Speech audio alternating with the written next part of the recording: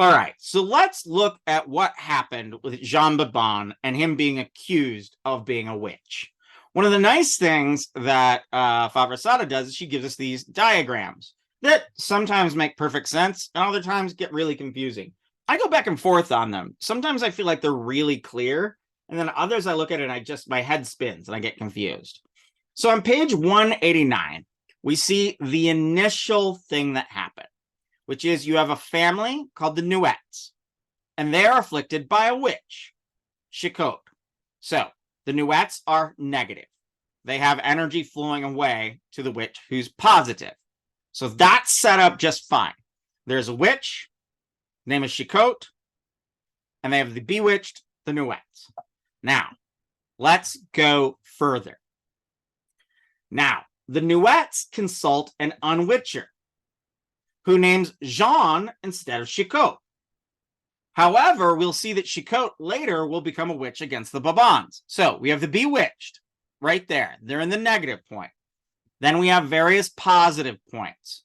We have the real witch, Chicote. Then pointed out in error is Jeanne Babon. And finally, or is not Jeanne Babon. So according to the blah, blah, blah, blah. Yeah, this is Babon. And then finally, you have the unwitcher who is just plain wrong. But still, the unwitcher is in the positive case. So while the vital essence of the Nuets is going to the Chicotes, they are dealing with Babon, and they are dealing with an unwitcher who isn't very good at what they do. So the real energy is still going, but they're set up in these systems of exchanges with the others. Now, things continue. The unwitcher, in fact, will begin fighting with Babon, and that will weaken him. We know he's already very weak. He's a negative person. So our incompetent but effective unwitcher begins to pull that vital fluid and vital essence from Jeanne Babon. Now, Babon's kind of screwed because he can't really talk to anybody about this. And as he's losing his energies, he is innocent and he is drunk and he becomes ill and sick and his vital energy is sucked out of him. We see the unwitcher here in the positive position, pulling energy from Jeanne Babon. Now, there's a problem here. Chicote is still messing with the Nuets. All right. So, Chicote, he's the initial witch, continues to afflict people. In fact, he starts afflicting more people. In fact, due to this system, he goes after Jeanne Babon, it's thought. Now, a witch has to deploy their witchcraft power. There's no way. They're said to have to do one trick a day. So witches get busy. They get around. All right, Jeanne Babon is in this horrible situation. Now, he tries to contact unwitchers. Things don't work, and he can't tell them about the accusation, which it's him being accused of a witch that gets the unwitcher afflicting him in the first place, which causes him to lose energy, and that's further energy is pulled by Chicote and then his neighbor Ribot. They are all becoming the positive, and we have Babon as in the negative. Now, something else happens. The Chicotes are resolved. How?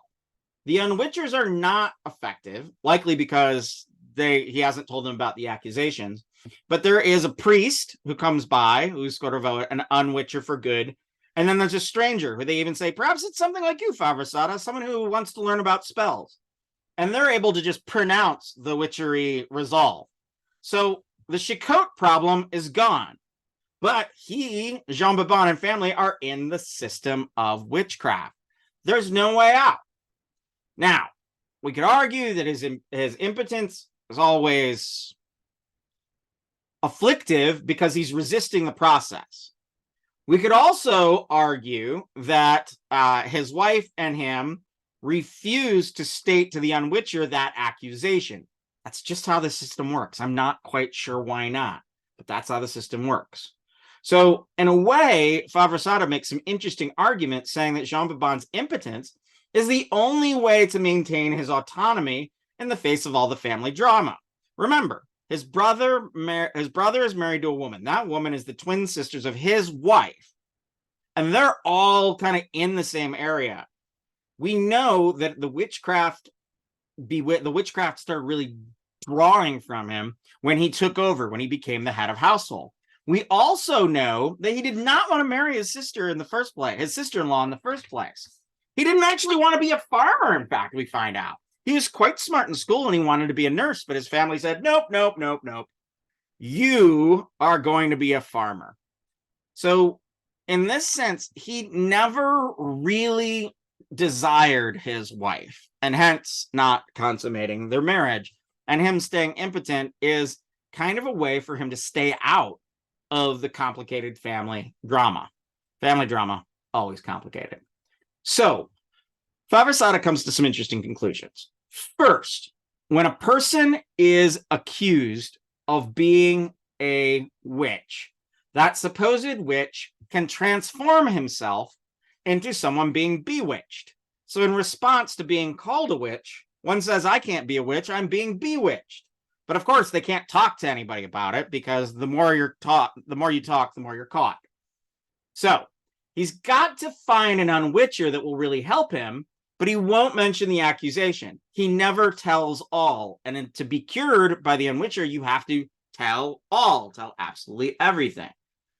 And all the while he's suffering this, he can't talk to anybody at all. So he just has to suffer alone.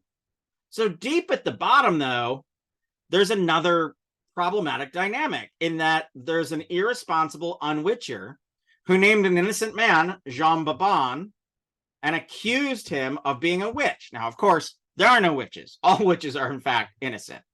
So the accused now has to go out and find another unwitcher, not the one that accused him of being a witch, to solve the bewitching that is the result of being accused of being a witch. It's complicated. It's a complicated system. All right, take a break. We'll come right back and do the outcomes.